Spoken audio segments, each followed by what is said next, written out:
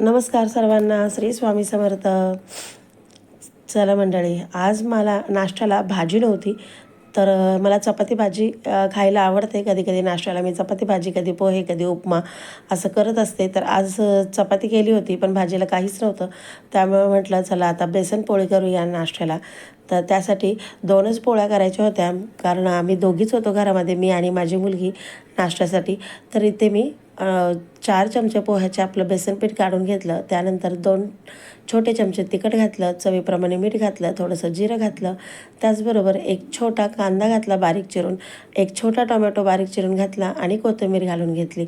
आणि त्यानंतर इथे आपण त्याला पाणी लागेल असं थोडंसं घालून छान असं थिक बॅटर करून घेतलं. तर बेसन पोळी आणि तुपाची चपाती आजचा हा माझा नाश्ता आहे.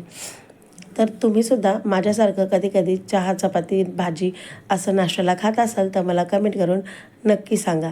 तर इथे मी तुपाची चपाती करून घेतलेली होती तव्यावरती. तर त्याच तव्यामध्ये मी इथं बेसन घालून घेतलेलं आहे, म्हणजे हे पोळीचं बॅटर घालून घेतलेलं आहे.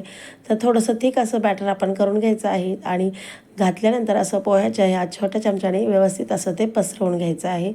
तर जास्त जाड नाही आणि जास्त पातळ नाही, असं मीडियम पद्धतीचं आपण इथे हे बेसन पसरवून घ्यायचं आहे. वरतून आपली पोळी अशी सुकली की मग त्यानंतर इथे आपण साईडून थोडंसं तेल सोडून घ्यायचं आहे, वरतून थोडंसं तेल लावून घ्यायचं आहे आणि मग व्यवस्थित असं आपण हे पलटी करून घ्यायचं आहे. तर बेसन पोळी करताना गॅसची फ्लेम मीडियम ठेवायची आहे, जास्त हाय करायची नाही, नाहीतर मग आपली बेसन पोळी करपली जाईल. तवा छान गरम झाला की मीडियम गॅस करून मगच ही बेसन पोळी दोन्ही बाजूनी व्यवस्थित अशी भाजून घ्यायची आहे.